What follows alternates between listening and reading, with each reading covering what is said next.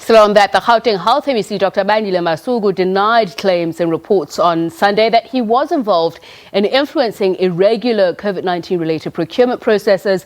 The Sunday Independent reported that Masuku and his wife, Lugayeni-Masuku, were linked to a 125 million rand personal protective equipment contract allegedly awarded to disputed Amabhaca King Matsigani II Thandisizwe Digo.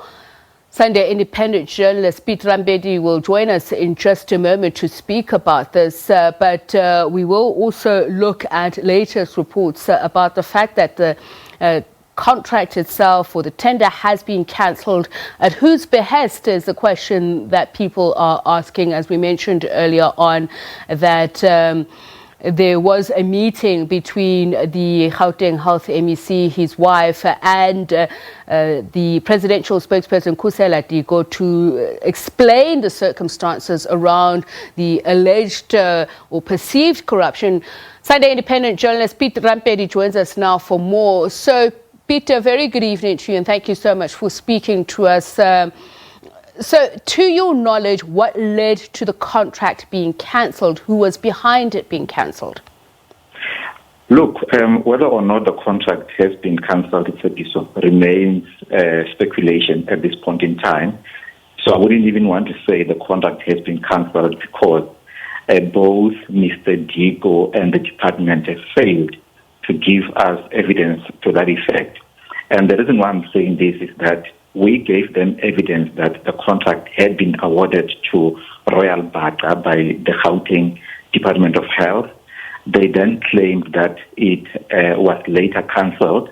However, they have failed to give us a letter from Mr. Diko to the department asking for the contract to be cancelled, and or a letter from the department to Mr. Diko informing him that the contract has been cancelled. That's the first point. And secondly, Mr. Diko has said to us that he delivered the PPEs as expected by the Department of Health. However, he was not paid. And the question there is, if a contract was later cancelled, what would have caused Mr. Diko to proceed with the delivery of 125 million rand worth of PPEs when the contract has been cancelled? So, Pete, in the same token, allow me to ask this question. Yes. If there is alleged corruption, what would that be based on if there's been no material gain at this point? Because I asked this question, your story in itself does not have an official quote, not only from the MEC, the CFO, anybody who's been involved, that indeed a contract was given to Mr. Diko because there was some undue influence. So I just want to understand. So is this alleged corruption that has been purportedly done by the health MEC, or is it the inference of corruption based on his association with the Dikos? No, there's actually a couple of things there to consider which would constitute irregularities. Let's park the issue of Ms. Diko's political influence as a member of the Provincial Executive Committee of the ANC in Gauteng, which plays an oversight role over the Department of Health and many other departments. Let's pack that issue out. I mean, for now, look at the manner in which this contract was awarded. This contract was awarded within 5 days. In fact, two contracts worth 78 million rand and the other one worth 47 million rand were awarded within 5 days of President Cyril Ramaphosa announcing the lockdown. Secondly, when the Department of Health at national level, alongside the National Treasury, published a price list, which is a list of regulated price for PPEs. That price list was published on the 15th of April 2020. However, Mr. Diko then charged the Department of Health, for example, 58 rand for a surgical mask, which was regulated at a price of 12 rand by the National Department of Health. That is one of the problems. Secondly, they also inflated other prices for other issues. But the issue here is inflated prices. Secondly, the issue of political association. Okay, but I just do need to ask this question. The Health MEC has said through his spokesperson that he himself initiated the process of an investigation through auditors when he wanted to ensure, following allegations or flags being raised that there could be some irregularities, that they instituted the process and they even reported that to the Premier's office. So I hear the questions that you raised about the irregularities and what we can deduct from the chain of events. Has there been any definitive finding that the Health MEC was involved and there was undue influence on his part? His wife, who is an MMC, was also involved, including the president's spokesperson, and there have also been reports alleging that the two, Ms. Diko as well as Ms. Masuku, were unduly influencing potential whistleblowers. Is there definitive information that we have that these individuals did influence the awarding of this tender to Mr. Diko? Look, I think you've asked me a couple of questions. I can't remember all of them, but let me start with the one where you are asking whether or not what the Health MEC has said, or whether there's proof to the contrary of what the Health MEC has said. You see, what the Health MEC, Mr. Lugayeni-Masuku, has said is not necessarily gospel truth. And I'll refer you to the timeline. The timeline says that the SIU started investigating allegations of corruption at the Department of Health in Gauteng sometime around May. That's when a lot of people are complaining about allegations of irregularities. But the Health MEC only reported this matter or asked the SIU and or the provincial government to investigate sometime in July. So there's no way that anybody could say that what the MEC requested in July triggered what the SIU announced in May. Clearly, that cannot be true. Secondly, we have also reported as the Sunday Independent that the MEC's wife was also central to the awarding of these contracts because, one, she's friends with Ms. Diko.